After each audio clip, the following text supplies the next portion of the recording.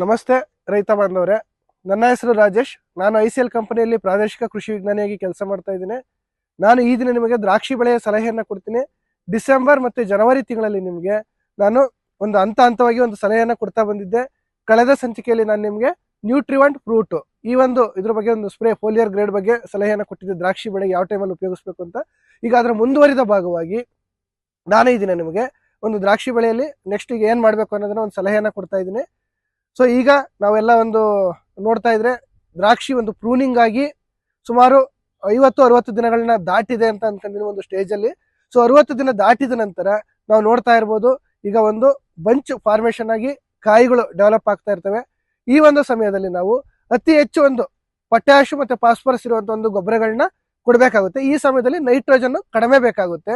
So ಈ ಸಮಯದಲ್ಲಿ ನಾವು ಐಸಿಎಲ್ ಕಂಪನಿಯ ವಿಶಿಷ್ಟ ತಂತ್ರಜ್ಞಾನ ಇರುವಂತಹ ಒಂದು ಯುನಿಕ್ ಗ್ರೇಡ್ಸ್ ಅಂತ ಹೇಳ್ತೀವಿ, ಆ ಒಂದು ಉತ್ಪನ್ನಗಳನ್ನ ಬಳಸಬೇಕು ಅಂದ್ರೆ ಈ ಸ್ಟೇಜ್ ಅಲ್ಲಿ ನಾವು ನಿಮ್ಗೆ 0-60-20 ಅಥವಾ ಪೆಕಾಸಿಡ್, ಸೊ ಅದು ಜೊತೆಗೆ ಫರ್ಟಿಫ್ಲೋ ಪೊಟ್ಯಾಷಿಯಂ ಪ್ಲಸ್ 8-0-47 ಪ್ಲಸ್ 7 ಸಲ್ಫರು, ಈ ಎರಡೂ ಗೊಬ್ಬರಗಳನ್ನ ನೀವು 5 kg ಅಂತೆ 2 ಬಾರಿ ಉಪಯೋಗಿಸಬೇಕಾಗುತ್ತೆ. ಈ ಒಂದು ಸ್ಟೇಜ್ ಅಲ್ಲಿ ನಾವು ನೋಡ್ತಾ ಇರ್ಬೋದು, ಈಗೆಲ್ಲ ಬಂಚು ಡೆವಲಪ್ ಆಗ್ತಾ ಇದೆ, ಕಾಯಿಗಳು ದ್ರಾಕ್ಷಿ ಗೊಂಚಲು ದಪ್ಪ ಆಗ್ತಾ ಇದೆ.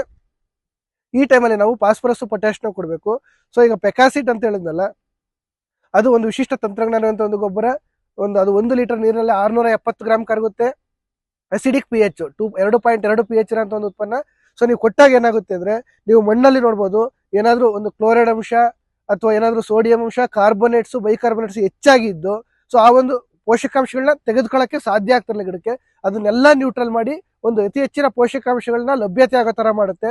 ಅದೇ ತರ 8-0-47 ಪ್ಲಸ್ 7 ಸಲ್ಫರ್ ಫರ್ಟಿಫ್ಲೋ ಪೊಟ್ಯಾಷಿಯಂ ಪ್ಲಸ್, ಅದನ್ನು ಕೊಟ್ಟಾಗ ಅತಿ ಹೆಚ್ಚು ಪೊಟ್ಯಾಶ್ ಇದೆ, ಪ್ಲಸ್ ನೈಟ್ರೋಜನ್ ಇದೆ, ಸಲ್ಫರ್ ಇದೆ. ಸೊ ಇಲ್ಲಿ ನೈಟ್ರೋಜನ್ ಮತ್ತೆ ಪೊಟ್ಯಾಶು 1:6 ಪ್ರಮಾಣದಲ್ಲಿ, 8 ನೈಟ್ರೋಜನ್ ಆದ್ರೆ 6 ಅಂದ್ರೆ 47, 1:6. ಸೊ 8 48. ಸೊ ಇಷ್ಟು ಪ್ರಮಾಣದಲ್ಲಿ 1 ಭಾಗ ನೈಟ್ರೋಜನ್ ಸಿಕ್ಕಿದ್ರೆ ಅದ್ರ 6ರಷ್ಟು ಹೆಚ್ಚಾಗಿ ಪೊಟ್ಯಾಶ್ ಸಿಗುತ್ತೆ. ಸೊ ಅತಿ ಹೆಚ್ಚಿನದಾಗಿ ನಾವು ಗೊಂಚಲುಗಳನ್ನ ದಪ್ಪ ಆಗೋ ತರ ಮಾಡ್ಬೋದು. ಸೊ ಈ ಎರಡು ಉತ್ಪನ್ನ ಇವು ಯುನಿಕ್ ಗ್ರೇಡ್ಸ್ ಅಂತ ಹೇಳಿದ್ರೆ, ಇನ್ನೊಂದು ವಿಶಿಷ್ಟ ತಂತ್ರಜ್ಞಾನ ಇರುವಂತಹ ಒಂದು ಸ್ಟೇಜ್ ಸ್ಪೆಸಿಫಿಕ್ ಗ್ರೇಡ್ಸ್ ಅಂತ ಹೇಳ್ಬೋದು, ಹೈ ಪೀಕ್ ಅಂತ 0-42-42. ಸೊ ಈ ಒಂದು ಗೊಬ್ಬರನು ಇನ್ ಕೇಸ್ ಅದು ಯಾವ್ದಾದ್ರು ಒಂದು ಸಿಕ್ಕಿಲ್ಲ ಅಂದ್ರೆ, ನಿಮ್ಗಲ್ಲಿ 0-60-20 ಪೆಕಾಸಿಡ್ ಸಿಕ್ಕಿಲ್ಲ ಅಂದ್ರೆ ಹೈ ಪೀಕ್ 0-42-42 ನೀವು ಕೊಟ್ಟಾಗ ಏನಾಗುತ್ತೆ ಅಂದ್ರೆ 1:1 ಪ್ರಮಾಣದಲ್ಲಿ ಫಾಸ್ಫರಸ್ ಪೊಟ್ಯಾಶ್ ಇದಾವೆ. ಅದರಲ್ಲೂ ಸಹ ಹೆಚ್ಚು ಪೊಟ್ಯಾಶ್ ಇರೋದ್ರಿಂದ ಗೊಂಚಲು ದಪ್ಪ ಆಗುತ್ತೆ. ಮತ್ತೆ ಆ ಒಂದು ಉತ್ಪನ್ನದ pH ಬಂದ್ಬಿಟ್ಟು ನ್ಯೂಟ್ರಲ್ pH 6.9.